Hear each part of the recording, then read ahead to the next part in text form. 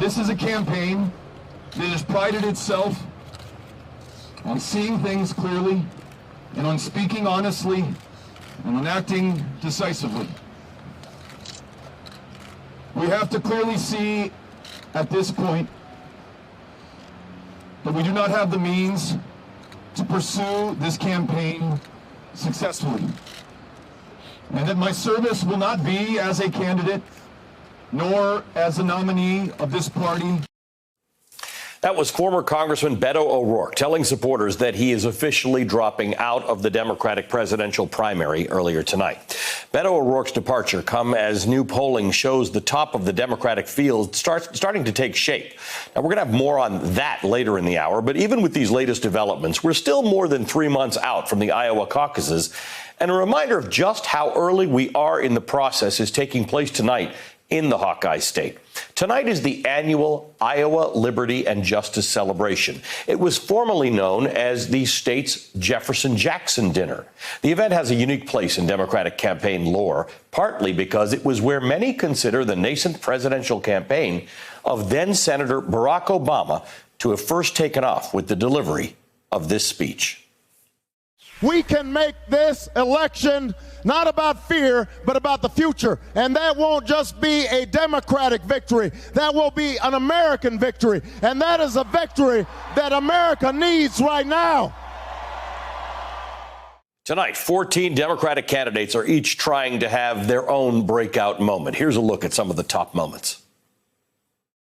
The first time I came to this state was as a volunteer to knock on doors for a presidential candidate, a young man with a funny name.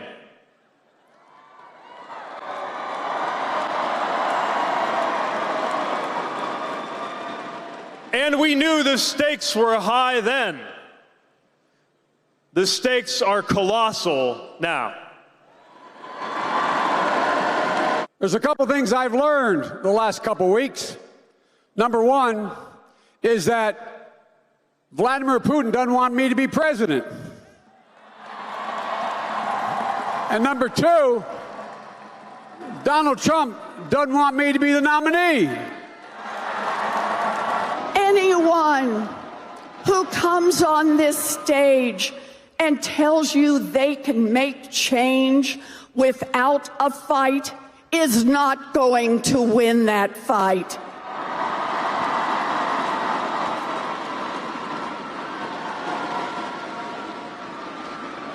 And anyone who comes on this stage and tells you to dream small and give up early is not going to lead our party to victory.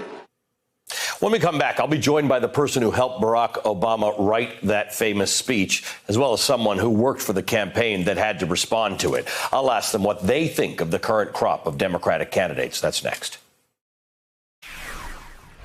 I want to thank Beto, who is a friend, not only for running a principled campaign, but for understanding that we must end the horrific level of gun violence in America.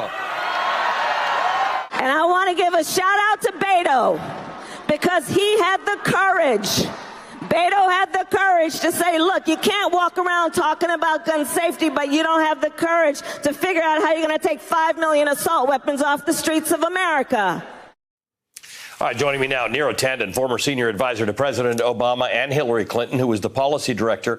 She was a policy director for Hillary Clinton's 2008 campaign. She's the president and CEO of the Center for American Progress. Ben Rhodes also back with us. He helped Barack Obama write the famous speech we saw a little bit of in the previous segment. Welcome to both of you. Ben, let's talk about that night in 2007, this night in 2007, at that event in Iowa. You put a lot into that being the pivotal moment for Barack Obama, and in the end it paid off. Yeah, I mean, look, he was lagging behind in the polls. There wasn't a sense of whether or not he could put this whole thing together. And that's really the starting gun for the last sprint to the finish of the Iowa caucuses. And so, together with Jon Favreau, obviously with then Senator Obama, we sat down. How do you boil this entire argument? Mm-hmm. Because what you need to do is, why should I be president? Why me, not nobody else? And what is the sense of urgency that I bring to this? And can I prove to those people in Iowa that I've heard them, and that is making me a better candidate? And here's my argument. And he laid it all out in about 15 minutes. And from there on, that was lightning in a bottle. Neera, let's talk about a few things that have happened this week, starting with tonight. The departure of Beto O'Rourke. It was starting to look inevitable. Does it benefit anyone in the race? Well, I would first want to say that Beto ran a race that I think brought a lot of really important issues to the table. Obviously, he was an incredible advocate on issues like immigration, on gun violence, and I think he really gave a moral voice after El Paso in fighting Donald Trump's white nationalism, really, his racism. And he had a moral clarity that I think was a really important contribution. In terms of the polling and what's happened with what we've seen is that from polls in July and over the summer when people asked second choices, interestingly enough, a lot of his voters seem to go to Biden first, then Bernie, and then some other candidates. But I think that's very fluid, and it might be very different today than it was over the summer. I mean, what's really true of this race is it is extremely fluid.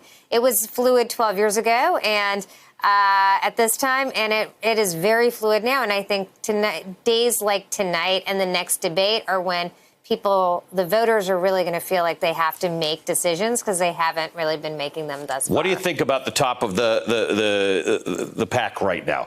We're still looking at Bernie Sanders. We're still looking at Elizabeth Warren. We're still looking at Joe Biden. And then you've got Pete Buttigieg there bumping up close to them, and then everybody else still at 5% or lower. Well, for me, I do think it is still pretty fluid. Obviously, Mayor Buttigieg has been rising in Iowa. I think he had a really good debate performance a few weeks ago, and that is going to help crystallize how he does.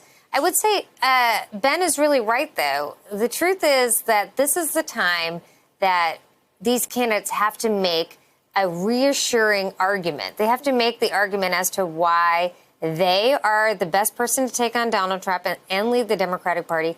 And actually, and you saw tonight, make the argument about why they are better than their opponents. And I do think that we saw a number of the candidates this evening really make the case as to what could fuel their race and, what's best for them. Elizabeth Warren, that she's a fighter. Kamala Harris, that she's a prosecutor. Mayor Pete, talking about how he can inspire a new generation, a lot like then Senator Obama did. And Joe Biden really making the case that, actually both Donald Trump and Putin see him as the most wary opponent. Ben, both Amy Klobuchar and Kamala Harris are not in that front pack, but this is an important 3 months that's coming up. Kamala Harris pulling out some staffing from other states to concentrate everything on Iowa. And by the way, a strategy to make Iowa really important did work for Barack Obama. But that looks like what Kamala Harris is doing now. She's putting it all on Iowa at the moment. Yeah, no, she's closing down offices, unloading staff, and pushing all the chips into Iowa. And, just listening to this discussion, Ali, I mean, we all kind of know the outlines of the race right now, right? You got Warren, you got Biden, you got Pete coming on, you got Bernie hanging on. And to me, when I go back to why did that speech work for Obama, he really spoke to what is this moment, right? What is on your minds? And I get it. I get what you care about, and I'm going to make this bigger. I'm going to make this a movement. Everybody jump on board with me. And yes, draw some contrast with my opponents. I would like to see these candidates. The one thing that they haven't quite yet done is they're arguing about things, Medicare for all, they're arguing about policy proposals.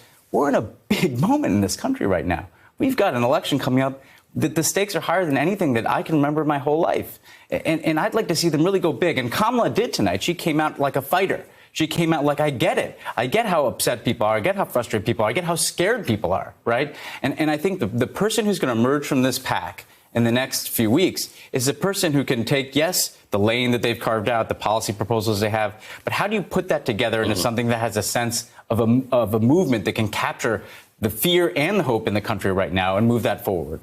Ben, thank you for joining us tonight. Neera Tanden as well. Thanks to both of you. Thanks for checking out our YouTube channel. Subscribe by clicking on the button below for more from The Last Word and the rest of MSNBC.